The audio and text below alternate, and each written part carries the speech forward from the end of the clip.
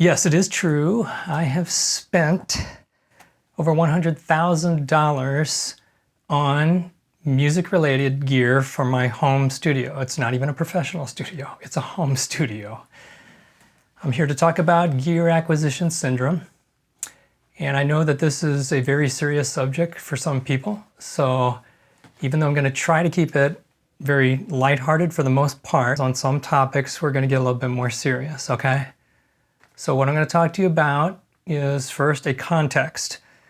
That is my personal background, just a little bit, and how G.A.S is maybe a little bit different for me than it is for other people. I'm going to just provide a high-level description of all the gear that I've bought over the years, why I bought it, and then we're going to go into the pros and cons of gear acquisition syndrome, because it's not all bad, all right?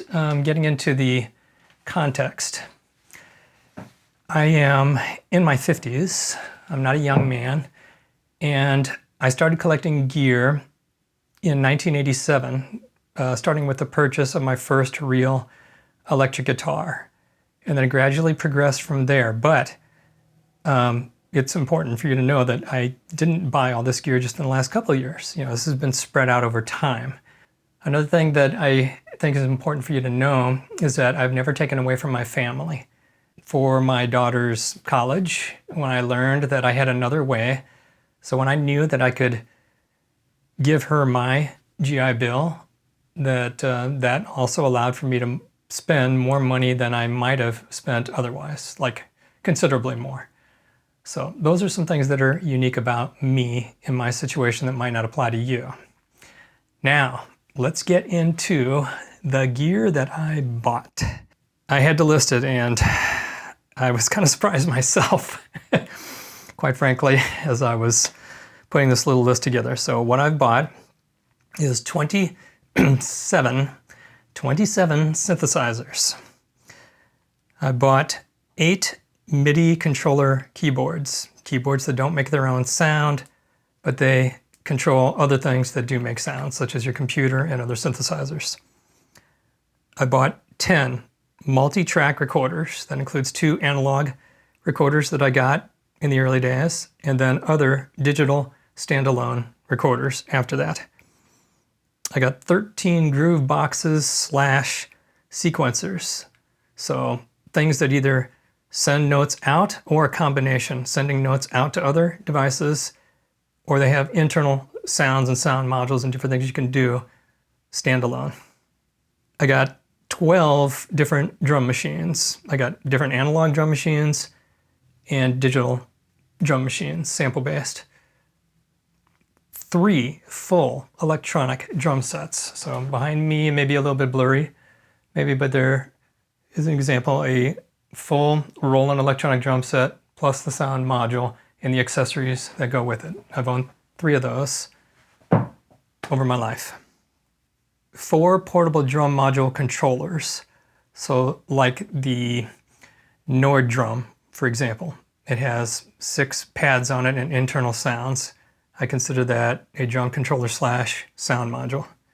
2 analog and 4 digital Roland guitar synthesizers.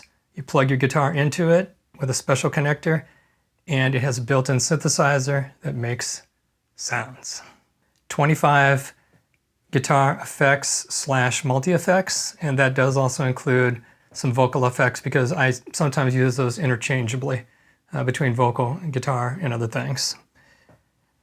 Over 30 acoustic, electric, and or bass guitars, and approximately 15 guitar amps. I didn't really think really closely about every single one, so I probably missed a few. And other things that I've purchased over the years include things like computers, software, microphones, speakers, monitors, a small PA system, headphones, cables, cords, connectors, stands, desks, tables, and behind me on the wall you see some sound treatment. Probably should have spent a little bit more on the sound treatment, but that pretty much summarizes most everything that I bought.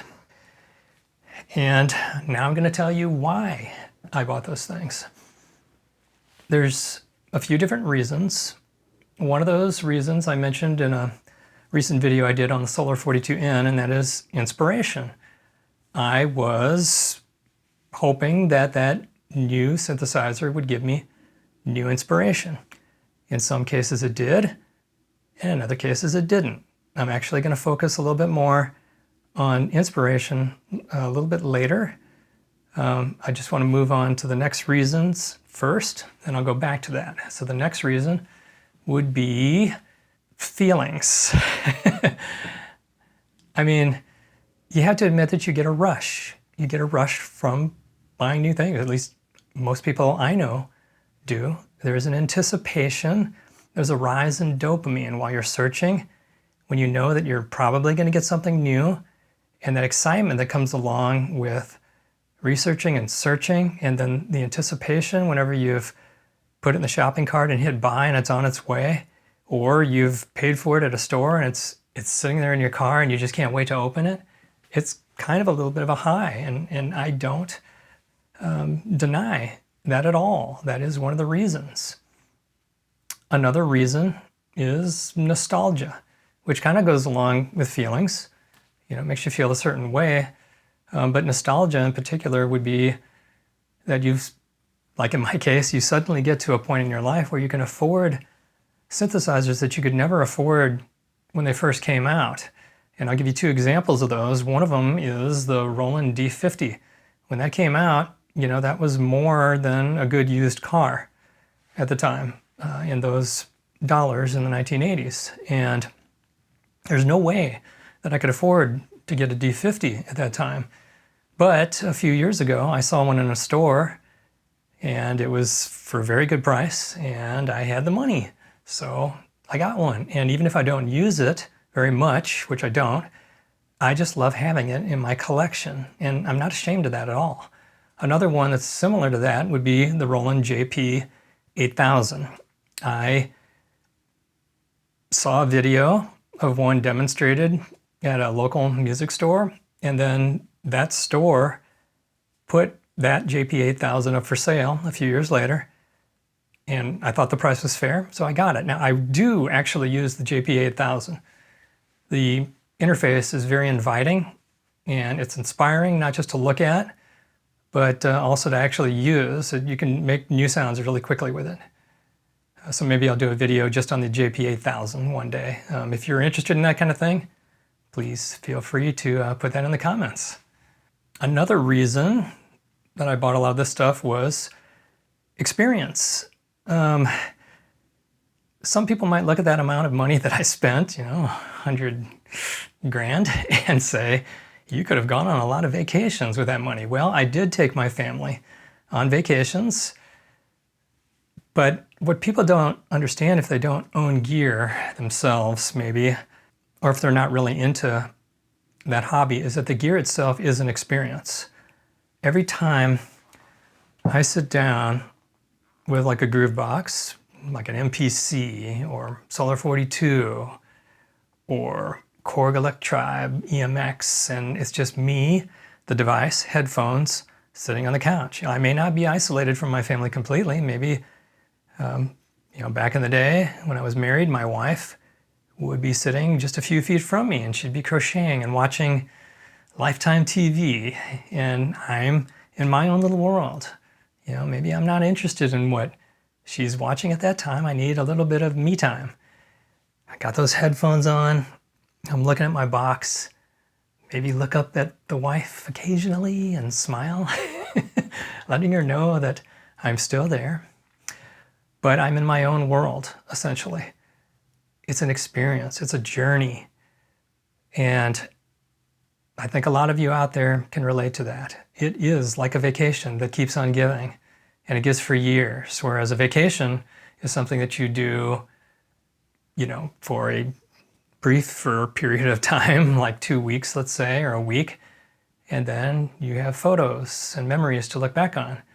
Where if you have some of these types of musical boxes and gears and synthesizers and guitars, then not only do you have the memory of using it in the past, but you can use it again.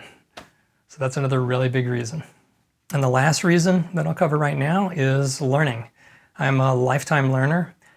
I am kind of a nerd and a geek, and I mean that in a very positive way. I am proud that I am into technical stuff.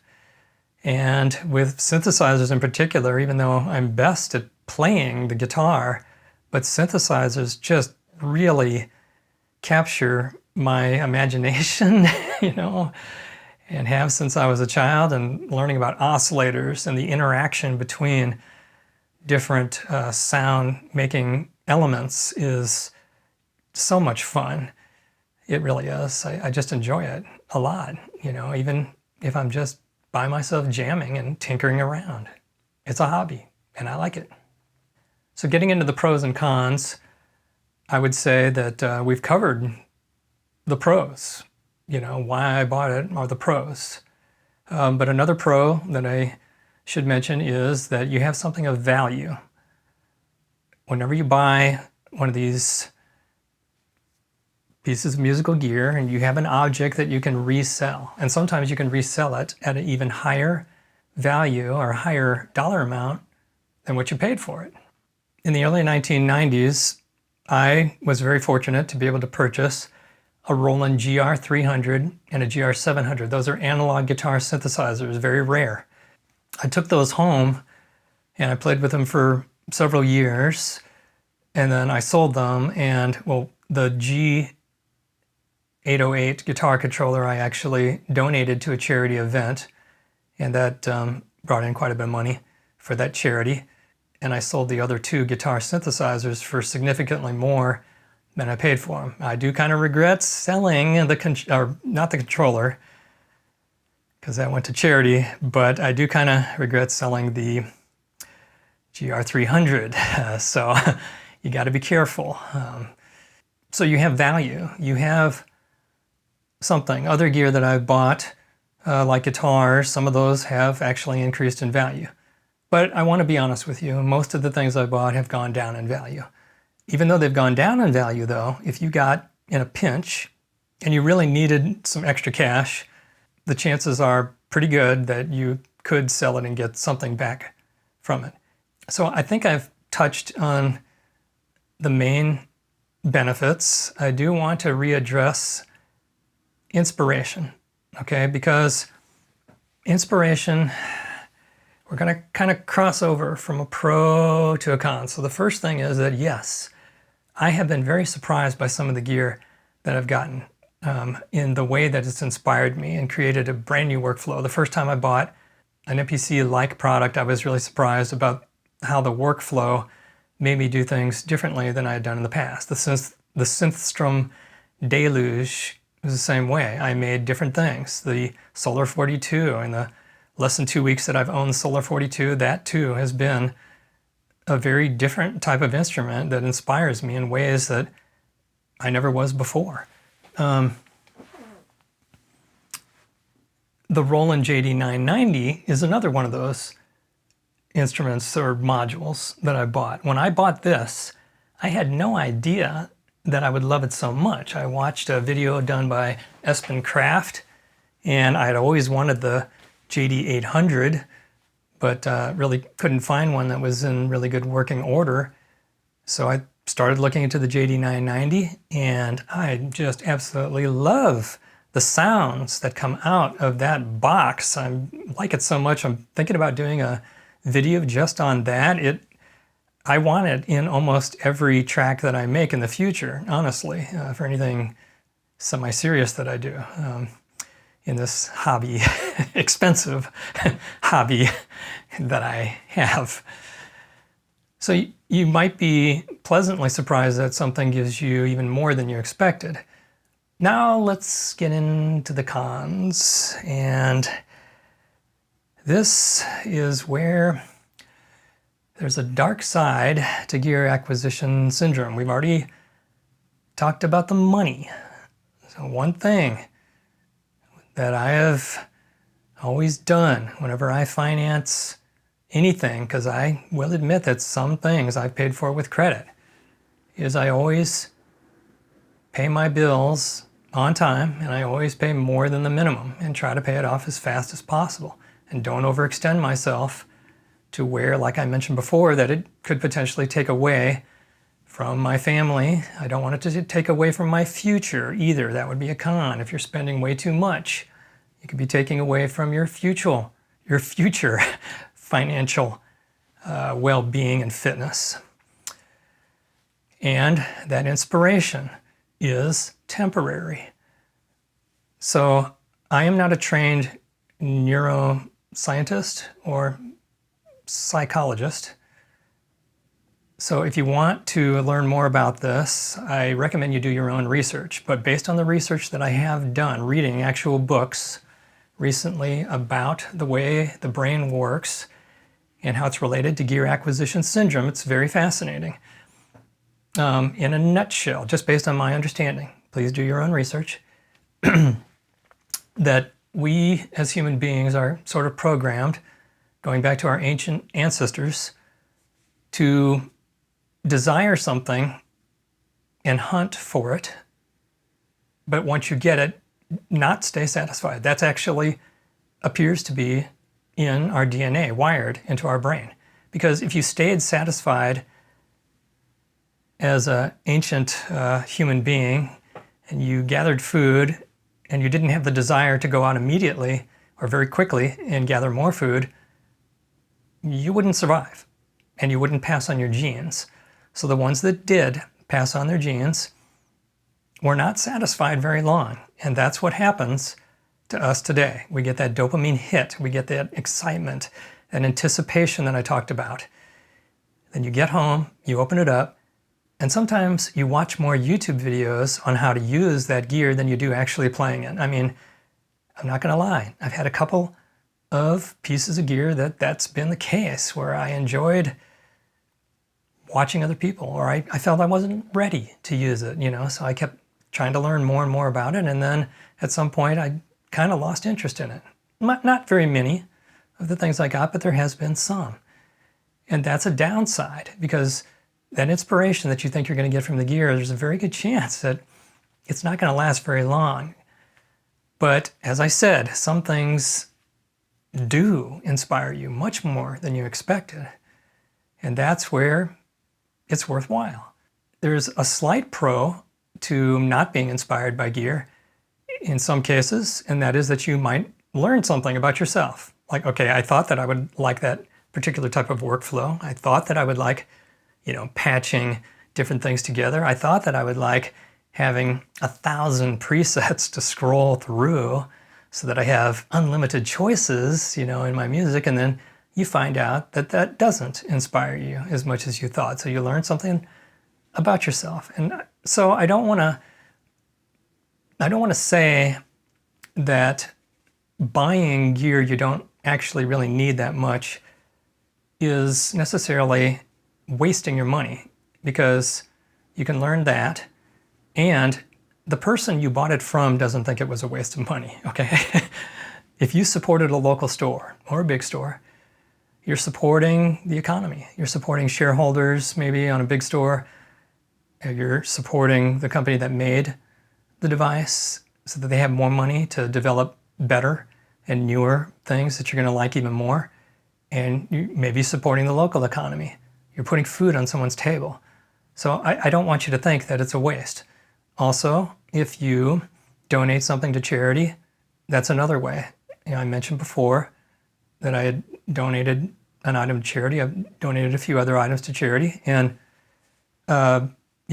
using your item that you no longer use anymore to raise money for somebody else in need or an organization that really needs it, that's good. So don't feel bad. Now, another con though, let's get back to those cons. There's a difference between collecting and hoarding. So some things I buy, I fully admit, like the D50 was more of something I wanted in my studio as a collector of musical instruments. But if you're a hoarder, that may be an issue. Again, do your own research on this if you think that might be a problem for you. But if it's taking up so much space that you don't have room for other things, and if you're never using it, and if you feel guilty about it, that's really an important aspect of it. If you feel guilty because you've got instruments that you haven't used in years sitting in the corner, then you probably need to do something about it.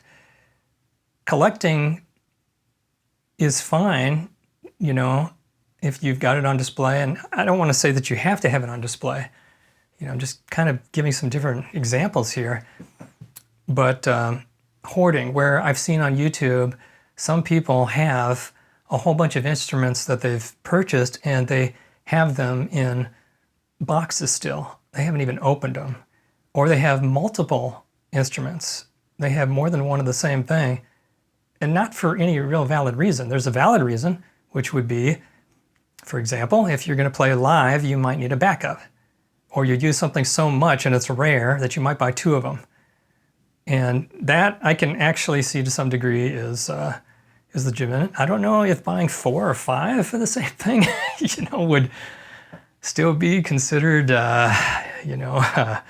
reasonable, but I'm not judging. I'm not judging, okay? You do whatever you want to do. You spend your money the way you want to. I am by no means an expert on any of this. Now, if you are having issues, though, that is, you think you're having an issue, that you're a hoarder, that you're spending too much, maybe you might seek professional help from a trained and qualified mental health professional. Okay, this is where we get a little serious here.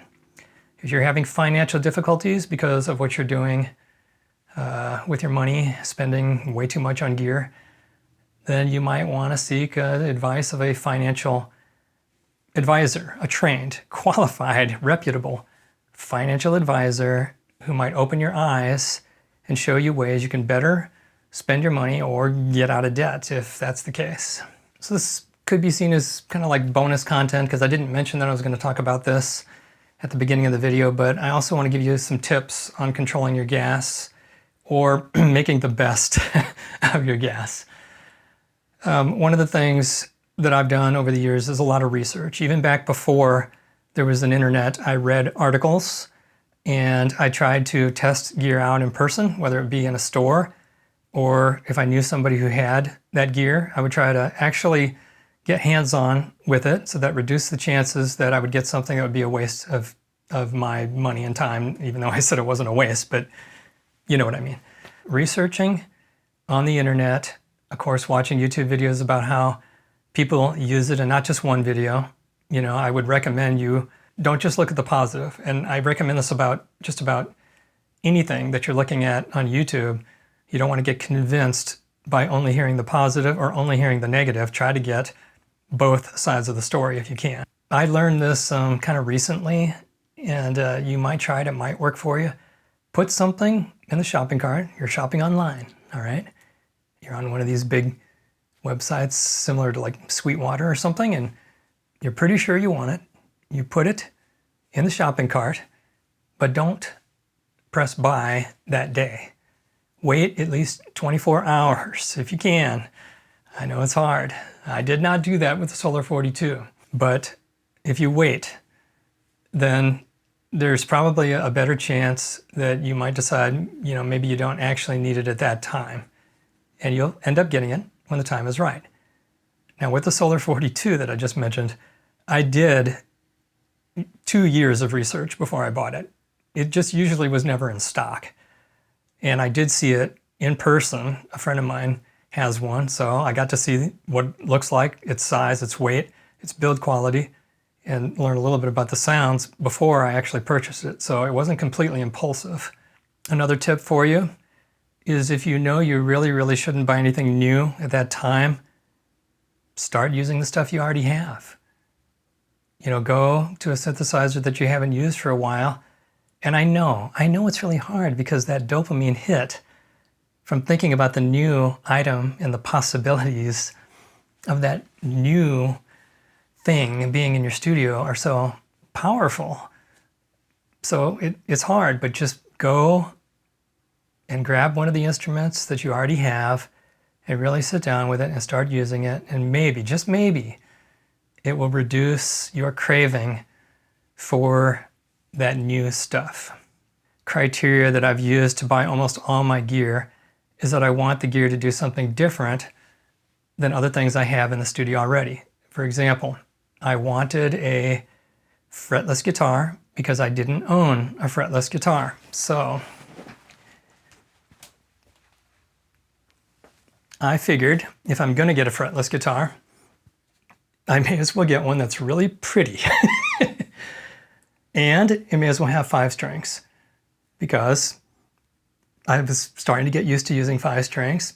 Now that also means that maybe in the future I need to get a 4-string fretless. Because it's something different, right? I wanted a guitar that was more compact, more lightweight. So I got a headless guitar, of course. And not only does it satisfy my apparent need for something new, but it also satisfies my nostalgia, because the Steinberger guitars used in the 1980s were headless. So that brings me back in time at the same time, killing 2 birds with 1 stone. I was interested in getting into modular gear, but I knew that that could end up being a rabbit hole for me. So to satisfy that craving, I got semi-modular gear. I got a Behringer 2600 and a Behringer K2, and I still use those. I really enjoy using those a lot. And then most recently, the Solar 42 semi-modular. And right now, that's keeping me from spending even more money. So that's my justification for spending money, is because it's actually saving me money. Yeah, that's the reason, right? You know what I mean? So I think that pretty much sums up everything I've got to say about gear acquisition syndrome. And I hope that maybe you've learned something. If you like what you see in this video, I really appreciate it if you would consider liking and or subscribing, because I do want to kind of grow the channel a little bit and maybe reach more people with these kinds of messages like this and other things I have to say, if they're interested in actually watching. I'd also be very interested in any comments you have, whether they are agreeing or disagreeing with what I have to say, that's fine. Or you want to talk amongst each other in the chat, feel free to do that. I'd like to see that. And if you have any questions for me, I will be happy to try and answer them as best as I can. Thank you very much for watching, and I hope you have a great day.